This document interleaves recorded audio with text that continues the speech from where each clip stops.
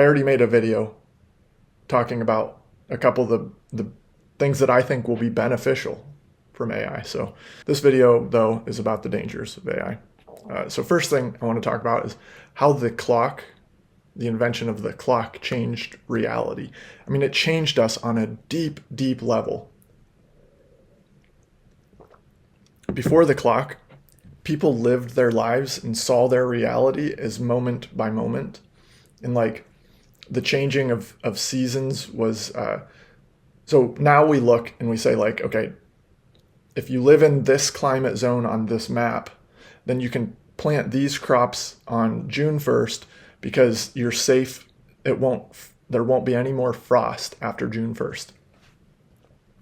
Before there were calendars or detailed calendars or timekeeping, like detailed timekeeping, like with clocks,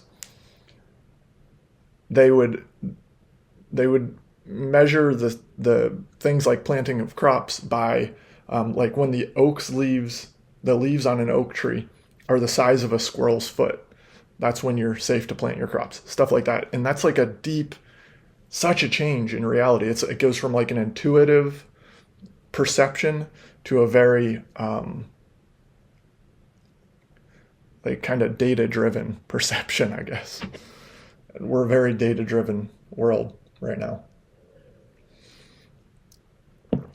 And then people like getting to church on time or being punctual wasn't a thing before there were clocks. Like it just wasn't a thing. Like it's like, oh yeah, let's meet maybe when the sun's like on the other side of the sky.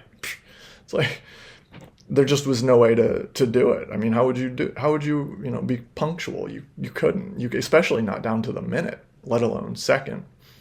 And now things are down to the minute for sure. Like almost everything. You start work on the minute.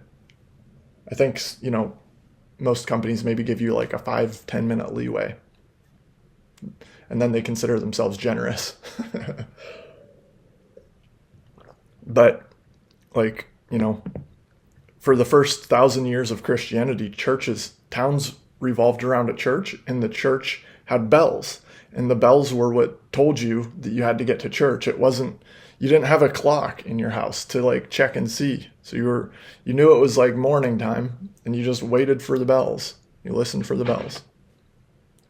Such a drastic change in life. I mean, you could meditate on that for like, 10 minutes and it's just amazing the change that came out of just the invention of the clock. And then mass printing of the book, the printing press. That was kind of the dawn of broadcasting.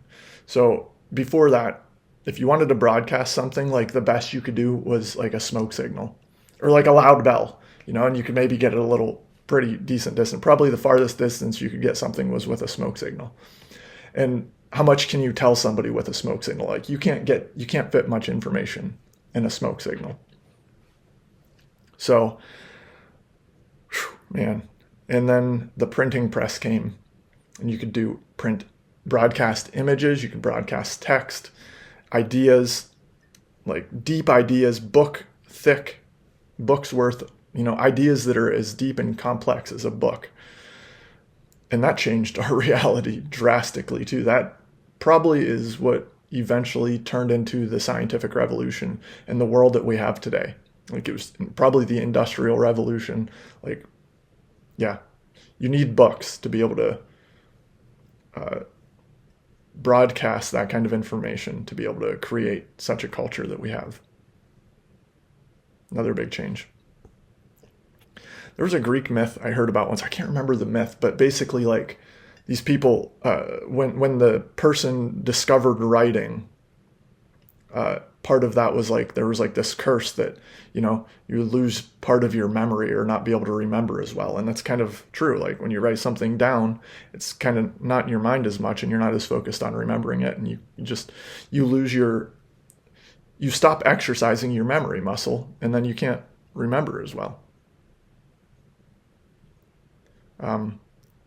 Writing also on the kind of same token, Stephen King, he always talks about like not writing down your ideas. Like just writing. He writes by the seat of his pants. He doesn't outline things. He doesn't write down ideas. And he says it's because, like, you know, he uses that as a filter, kind of like if he remembers an idea, you know, years later or whenever he finally gets to it, then he knows it was a good idea. If he doesn't remember it, then he assumes it wasn't a good idea. And that's maybe not a bad way to measure that, you know? And so by writing, maybe we, especially by broadcasting with the book, maybe we put out a whole bunch of bad ideas and that should have just been forgotten. And then there's the whole side of, this gets more into the AI specific type stuff. There's trusting things that seem to know everything. Man, we've seen this before with Europe and the Holocaust. You know, the radio was a new medium, and television was just starting to come out, and the school systems were like, they were at the top of their game. They knew how to influence, you know, and people at that point were not aware how influential broadcast media could be. And they didn't have that filter of like we say now, we say, like, you know, there's this quote that's out there. It's like a meme. It's, don't believe everything you read on the internet. And then it's a quote, and it says it's a quote by Abraham Lincoln, which is obviously untrue. But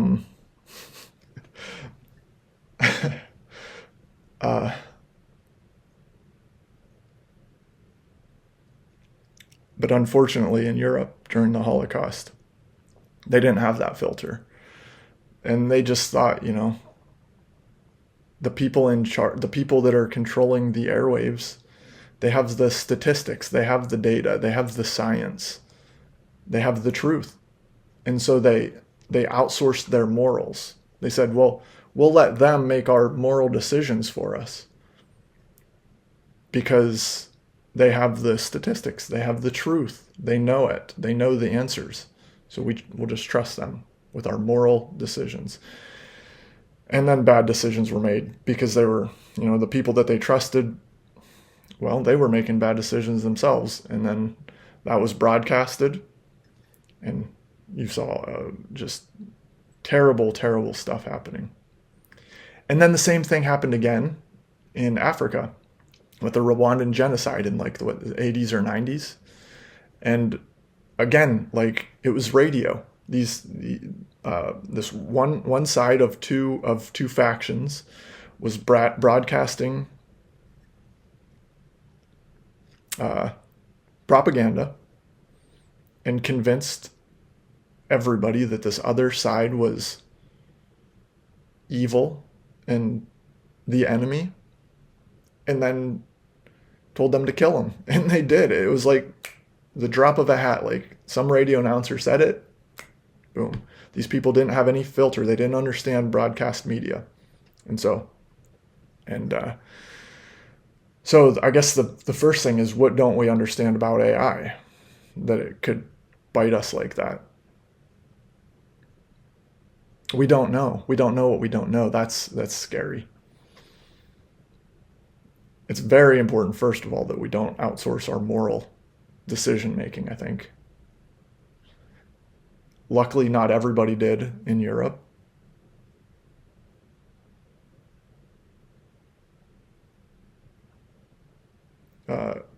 But, whew, man, a lot of people did. A lot of people went along with it.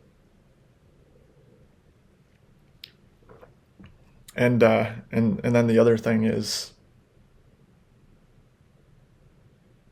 yeah, what don't we know that could be hurting us? And then what do we know that can be hurting? You know, we know that they're going to use the same tactics as the social media sites.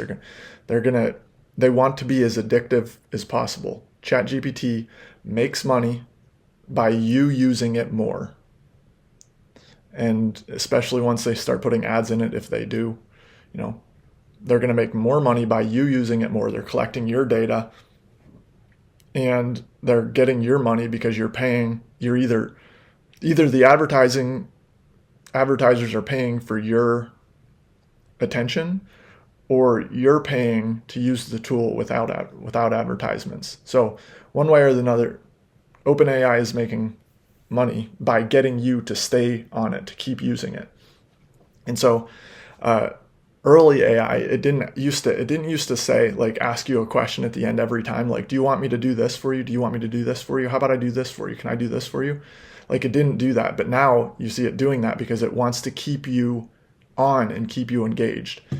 And that's like the mildest of the tactics to keep you engaged. But there are deep psychological tactics that they're using, I'm sure, to keep you engaged, like mirroring, like being very empathetic and very positive and like kind. They know exactly how to keep you. So yeah, those are some of the drawbacks. They're very real. And we got to be super careful and considerate when we use this stuff, if we use it at all.